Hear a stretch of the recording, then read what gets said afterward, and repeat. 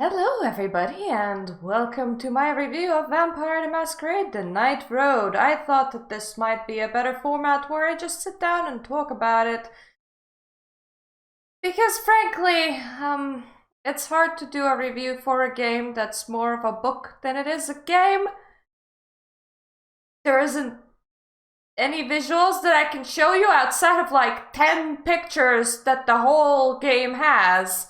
So me just being on screen with a picture and loosely talking about my impressions seems to be like a better format, because in most games you can be like, oh, gameplay this, sound that, graphics this, graphics that, and this one it's like text. And yeah, I can make a paragraph of text this, and that, but it's still text. Which starts me off from what I dislike about Night Road.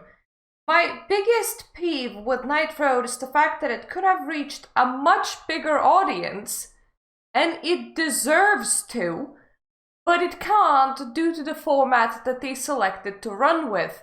They have decided to go as basic as it goes.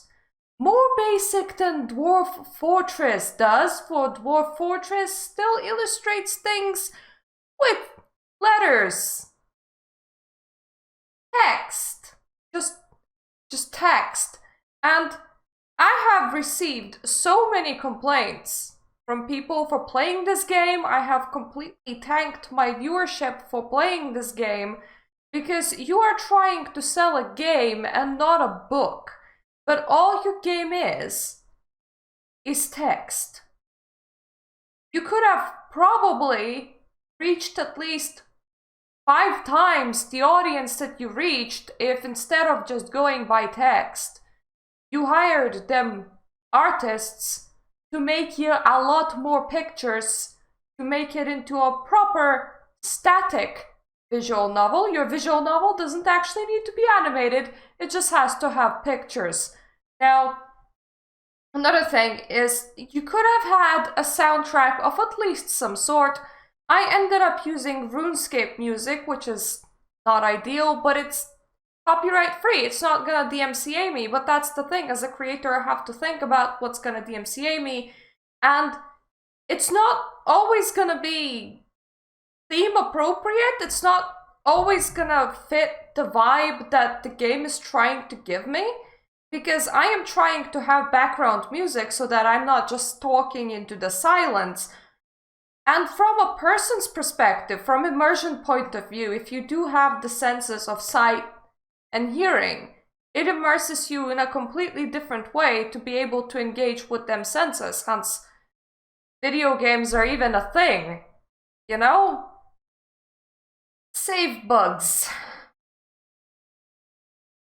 We already have the bare minimum what constitutes a game, which is a choose-your-own-adventure. Frankly, has a lot less images than most choose-your-own-adventure books, or even World of Darkness core books, or side books, or guidebooks. This game had 10 images. It had 10 images. It's already engaging you less than what a tabletop RPG book would, or a choose-your-own-adventure book would. On top of that, you had save bugs. One of the save bugs has reverted me back to the start of the mission that I have already been doing. And that wasn't entirely awful, but I had to remember the choices that I made. But then another save bug afterwards has reverted me by about half the book. There's 3 missions, and then there's 3 missions after. And each mission was taking me like several hours. So I was on the second half of the game, and I was on the last mission. And the expansion pack was introduced, which made my game lose 3 missions worth of progress. And honestly, I was just about to do a table flip going, hell no, I'm not replaying all of that. That is a lot of clicking and I don't have that much time right now, especially to try and remember what choices I even made. Thankfully, there was a Steam forum thread about how you switch off the cloud save files delete everything but your backup, and then you rename the backup into the main save, and then you reload from there. If there wasn't that thread, I would have just flipped the table and completely switched it off over there. This is quite important because all you did was you made a book with bare minimum gameplay features. So if you are gonna have a book with bare minimum gameplay features, I want the basic feature of saving to work.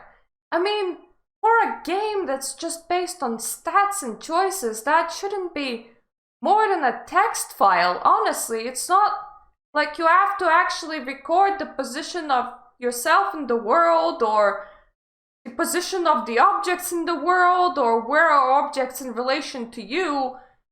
You have stats and what mission you're on, what page you're on, and what choice you're on. Now we're gonna get to the pros.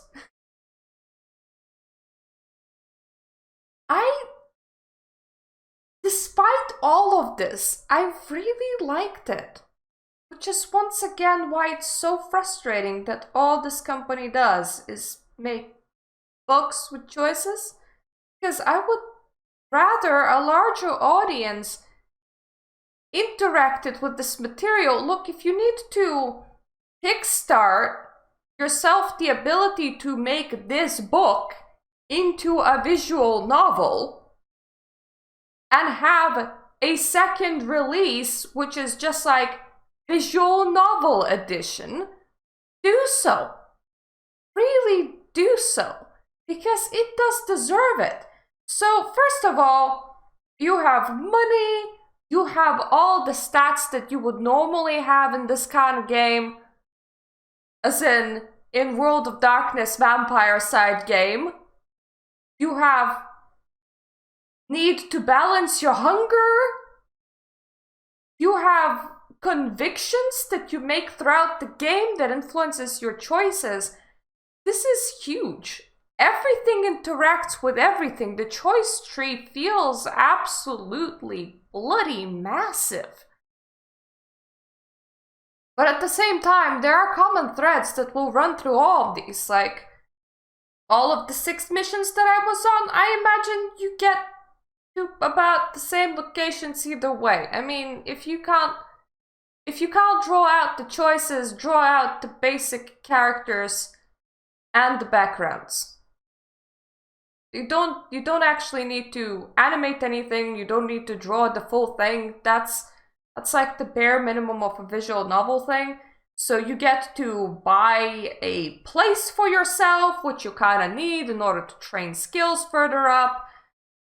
Those come with intricate descriptions. You get to upgrade your car, which comes with intricate descriptions. You get to choose which skills you're gonna skill up, and therefore you're gonna be choosing which skills you're gonna be using during the missions, because if your skill is not high enough and you choose that choice, it's actually dangerous because you can die in this game, and as the game is made a bit like a roguelike, that would actually mean losing your progress up until this point. Your background decides quite a bit at the start of the game when you're like going through all of those choices, because it gives you quite a lot of stats that weigh very heavily into one direction. So when I saw that my character had high technology and intellect, I was like, I'm gonna be playing into this. I'm gonna be playing into this because this is what I'm good at. So it doesn't really make sense for me to try and play into charisma or try and play into my strength instead. But that doesn't mean that I cannot do so. Vampire abilities are also a bit of like a cheat hacks out of a lot of situations, but they bring your hunger up and you have to be very aware of that. And Masquerade is a thing. Second Inquisition chasing you is a thing, and you have the ability to spend money in order to try and drop that a bit. I was playing by trying to keep that as low as possible. There are a lot of choices that you can do with your character building that will then influence a lot of what's gonna work and what's not gonna work. And it once again goes in so much depth that I believe that that choice tree must be absolutely huge. So just from the gameplay stats perspective, very impressive. Legitimately very impressive. Then there's the story itself, which for me it was alright. There is a plot twist at the end that I am not gonna spoil in case any of you are gonna play here, but just it made me feel violated as a person, and it made me quite angry, and then my brain was like, this is absolutely genius, because it feels very much like a World of Darkness game does. It very much went there. It made you feel like you were a pawn, like you were manipulated, like decisions that you made might have not necessarily been yours, and that is a good thing. That is a good thing. Not to mention, when we're talking about those choices, there's quite a lot of unconventional choices that you can make. So, overall story of just, oh, you're a courier and you get to do a bit of missions here and there. Yeah, it worked. It's not like super engaging. 5, 6 out of 10-ish. Nice to see different places. Nice to know that you can influence those places and how they exist. Nice to keep your ass alive through all of that. But then you have the overarching, your personal character story that then gets this huge culmination with a huge plot twist right at the end that kind of decides the fate of the rest of the game, and that overarching story together alongside the missions, that for me was a 10 out of 10.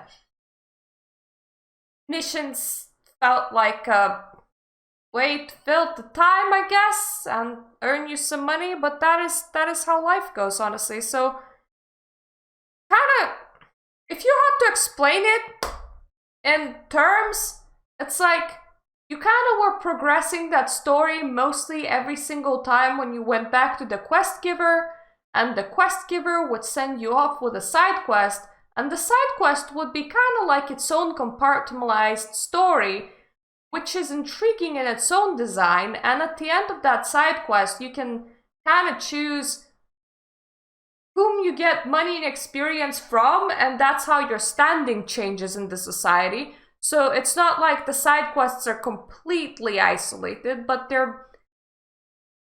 will have like little tidbits, and then every single time when you come back and you talk, and that kind of progresses your main storyline, and at that point also romance options. It's really weird to try and explain the story. I feel like I am babbling, but main story kind of got intertwined with romance like really a lot for me, and I think that is precisely the point. So you can kind of play it without the romance element, or you can even mislead a character into making them think that you like them in order to just use them, in order to just get power.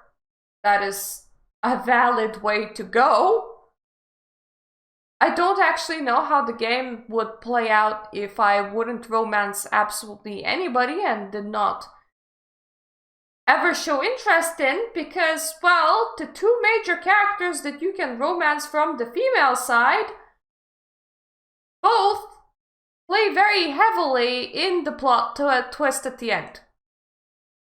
They both do.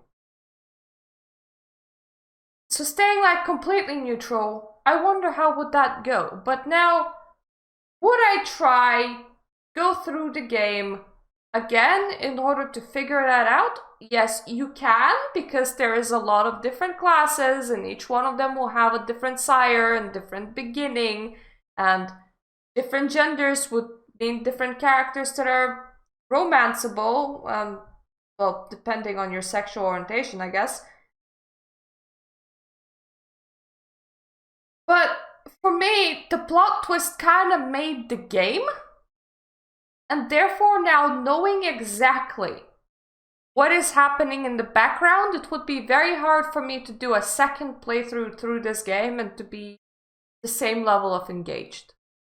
It's kind of like in visual novel here, you would be like, oh, I'm just gonna go through a quick click through, just see all of the other options. But here's where the branching of this game kind of kicks in.